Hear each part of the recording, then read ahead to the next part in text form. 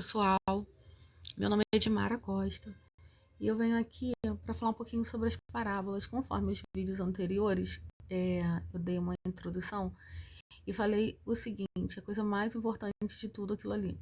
As parábolas, elas não são histórias assim simples, muito pelo contrário. Elas não são para interpretar como se fosse um texto qualquer. Entre linhas sempre tem um ensinamento, sempre tem alguma coisa importante que a gente pode fazer analogia com a nossa vida, tá? E aí, logo de primeira, eu escolhi essa aqui, a parábola do joio e do trigo, Mateus 13. A gente vai começar aqui pelo versículo 24, e cada versículo eu vou estar falando alguma coisa, tudo bem? E aí a gente vai estar entendendo um pouquinho como essência cada uma dessas frases aí.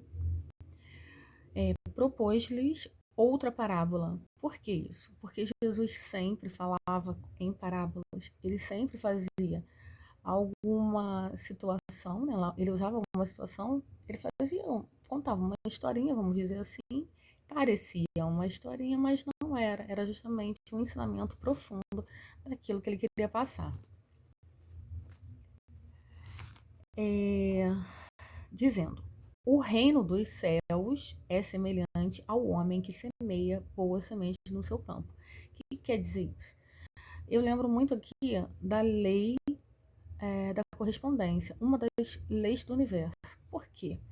Porque ela mostra muito sobre o que corresponde ao que, né? E geralmente o que corresponde parece muitas vezes o lado oposto ou o lado contrário. Eu vou dar um exemplo que fica melhor. O que está em cima é o que está embaixo, o que está dentro é o que está fora. E também as analogias sobre o mal e o bem, coisas assim, tá? Então, partindo desse princípio, me perdoem porque eu ainda estou começando a usar esse aplicativo aqui, então tem vezes que eu toco em alguns lugares aqui que não é para tocar, tá? Mas vamos lá. Nos próximos vídeos eu tento ficar melhor nisso. Tento não, vou fazer melhor isso. E aí, quando a gente tenta, né, a gente fica tentando e não consegue. Então eu vou conseguir. Já consegui, já estou fazendo, olha isso. Voltando. O reino dos céus é semelhante a um homem que semeia boa semente no seu campo, né? O que significa isso aqui? O reino dos céus é o que está em cima. E é a mesma coisa com o que está embaixo. O nosso reino aqui é o planeta Terra. Então, assim, tudo que está no reino dos céus, todas as riquezas, a abundância, tudo que tem lá, tem aqui. A gente apenas não acessou. Mas tudo é igual, é muito semelhante ao que tem lá, tá? E aí, quando ele diz ao homem que semeia boa semente, quem é o homem que semeia boa semente? Comparando, vamos lá, aqui embaixo, com lá, né, por cima, é Deus.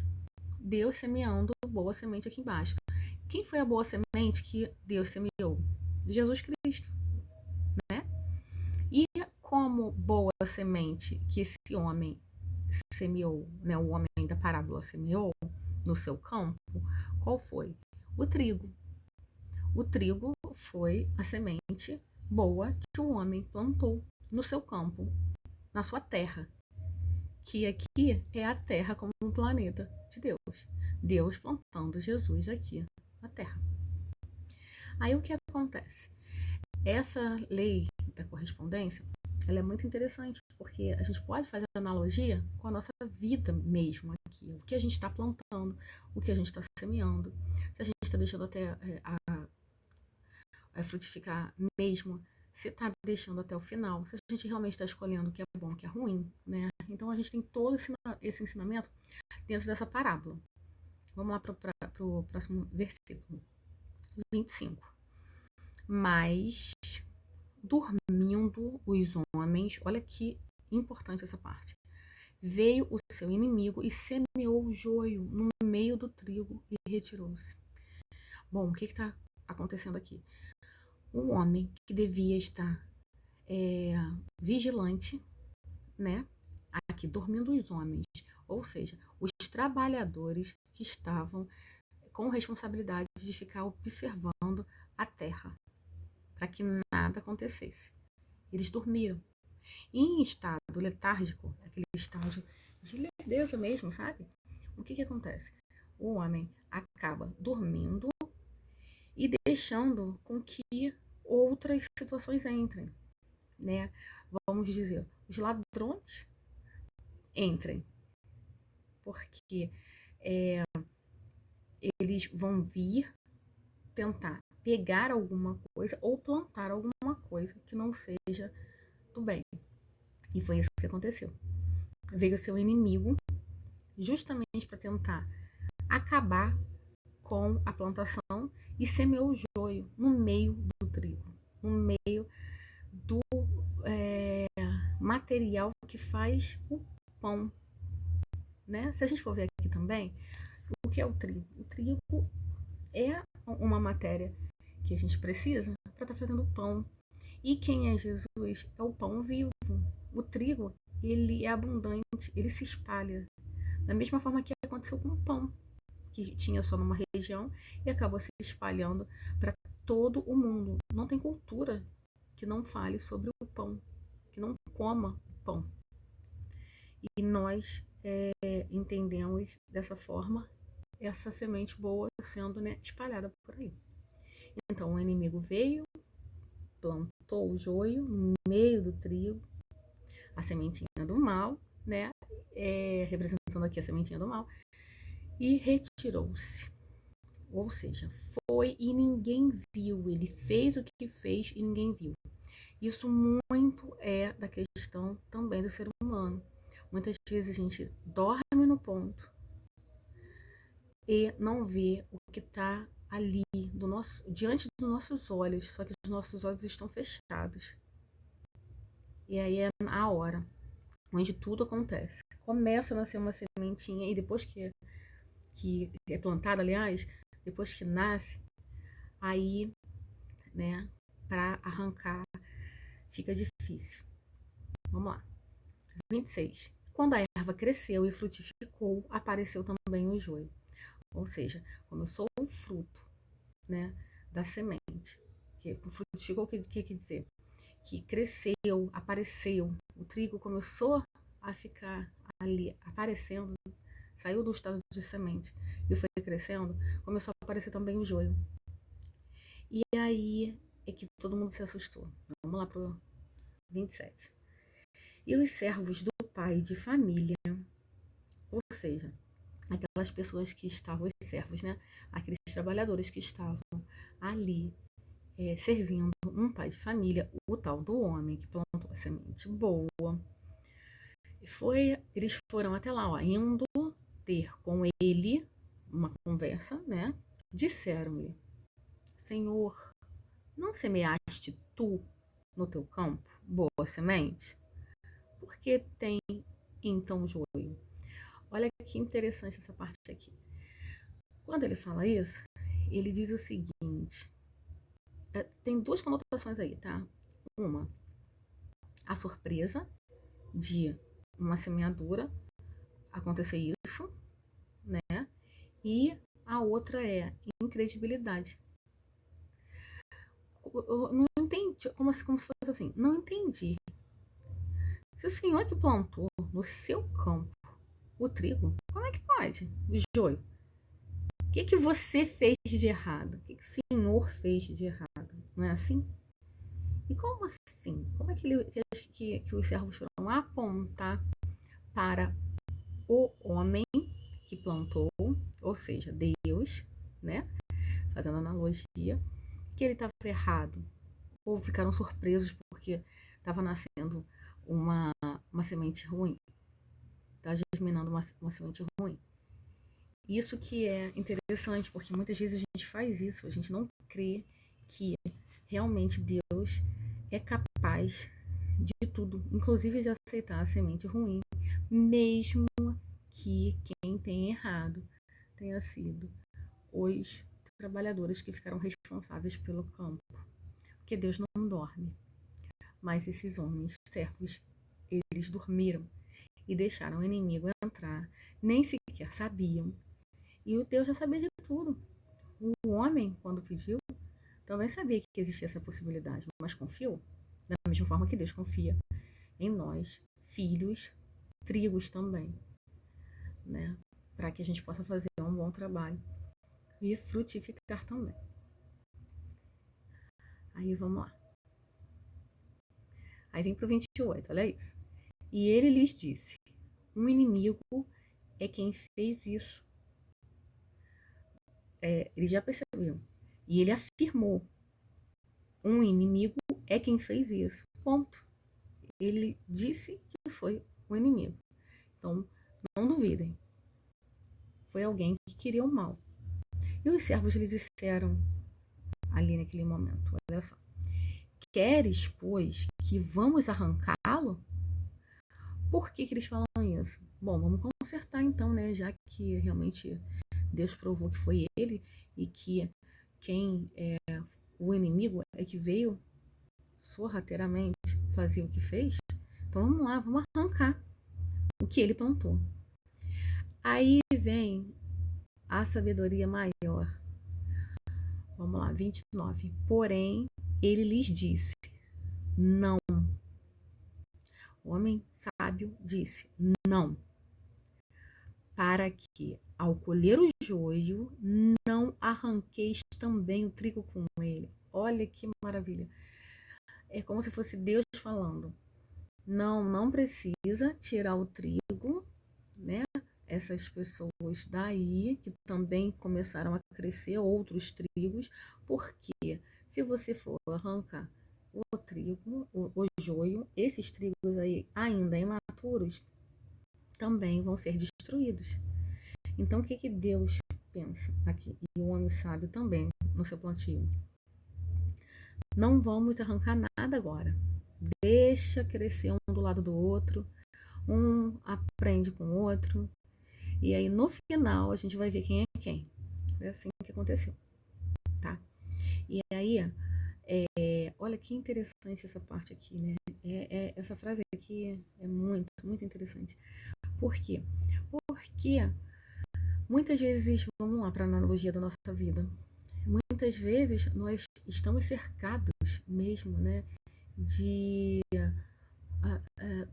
do fruto que deu aquela semente do mal. Só que a gente acaba tendo maturidade emocional e espiritual para que a gente consiga sair dali melhor e com ensinamentos. Então, vamos pensar na época de Jesus. Imagina se tivesse arrancado o joio, o mal, para que nada acontecesse e tudo mais, protegesse ainda mais Jesus e tudo. Sendo que os discípulos dele, acredito que todos, eles eram pecadores, né? Jesus não ama o pecado. Deus não ama o pecado, mas ama os pecadores, ama seus filhos. Da mesma forma, porque nós todos fomos feitos imagem e semelhança de Deus e na sua essência. Então, quando fosse arrancar o joio, ia arrancar também uma pedra preciosa ali, um trigo para a destruição, junto com o joio. E aí o que ele faz? Não, segura aí, porque no final a gente vai separar o joio do trigo. Olha que magnífico isso aqui. Aí aqui 30. Deixai crescer ambos juntos. Esse aqui é o último versículo, tá? Dessa parábola. Então, crescem os dois juntos. Existe uma influência, assim, do mal, muitas vezes, se o trigo deixar isso acontecer. Mas ainda assim, existe ensinamento até aqui, ó, até a ceifa. Até o momento final.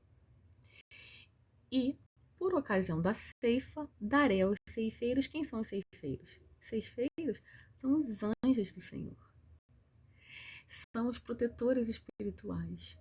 É a energia maravilhosa de proteção que Deus sempre está dando, desde a semente até os últimos dias que a gente tem aqui na Terra.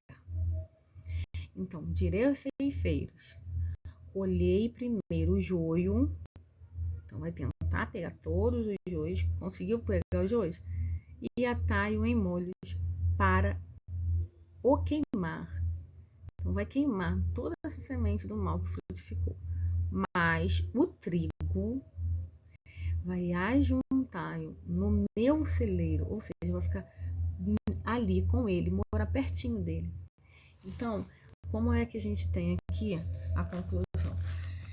Que Deus, apesar dos nossos erros, ele acredita muito que a gente vai acertar no final. E que vai ser separado exatamente isso, o joio do trigo. Se for um ou outro trigo ali, junto com o joio para ser queimado, o que vai se perder vai ser o mínimo diante daquele momento, que não era um momento propício para tirar o joio. Porque quando tem um momento, na verdade tem vários momentos na vida, que a gente acaba ficando confuso, que a gente não sabe bem o que está acontecendo, porque tem influências ruins que fazem com que a gente acabe pensando nisso. E é nesse momento que, se é ceifado, não tem como sair muito disso. Mesmo que Deus queira tirar o mal dali, acaba vindo um ou outro que é do bem. Mas chega no final, e aí no final não tem história, né? No final, vai um para um lado e outro para o outro. E acabou, ponto final mesmo. Mas até lá, olha quanta paciência, olha quanta sabedoria, olha o quanto ele acredita em todos nós. Né? É impressionante. E o quanto é justo isso aqui. Então vamos lá, eu vou ler toda a parábola agora, né, para a gente terminar. Propôs-lhes, outra parábola, dizendo: o reino dos céus é semelhante ao homem que semeia boa semente no seu campo. Mas, dormindo os homens, veio o seu inimigo e semeou o joio no meio do trigo e retirou-se. E quando a erva cresceu e frutificou, apareceu também o joio. E os servos do pai de família, indo ter com ele, disseram-lhe: Senhor, não semeaste tu no teu campo boa semente? Por que tem então joio? E ele lhes disse: um inimigo é quem fez isso. E os servos lhe disseram: queres, pois, que vamos arrancá-lo? Aqui eles confiam, né? E ainda querem lutar pelo Senhor. Porém, ele lhes disse: não, para que, ao colher o joio, não arranqueis também o trigo com ele. Deixai crescer ambos juntos até a ceifa. E por ocasião da ceifa, direi aos ceifeiros: colhei primeiro o joio e atai-o em molhos para o queimar, mas o trigo ajuntai-o no meu celeiro. Bom, gente, que cada um de vocês seja luz na vida de alguém hoje e sempre. Que vocês possam plantar, semear, observar, né, o crescimento das suas sementes germinando, vendo o que tem de bom ali, e que vocês possam colher, caso aconteça algo inesperado, que no final vocês possam colher frutos daquilo que foi plantado, que vocês possam separar direitinho o joio do trigo e que vocês possam ter muito trigo no celeiro de vocês, tá? E esse trigo são as pessoas que estão do nosso lado, ao nosso redor, que muitas vezes precisam de uma palavra amiga. E às vezes uma palavra, uma única palavra sua, faz com que a pessoa mude de rumo. E isso é muito importante, porque ela pode mudar de rumo para o bem ou para o mal, ser um trigo ou um joio. E aí cabe a nós saber o que a gente está plantando, bem como saber o que a gente está colhendo, tá? Fiquem com Deus. Teremos uma outra parábola provavelmente amanhã. E aí a gente segue o fluxo, tá? Beijos de luz.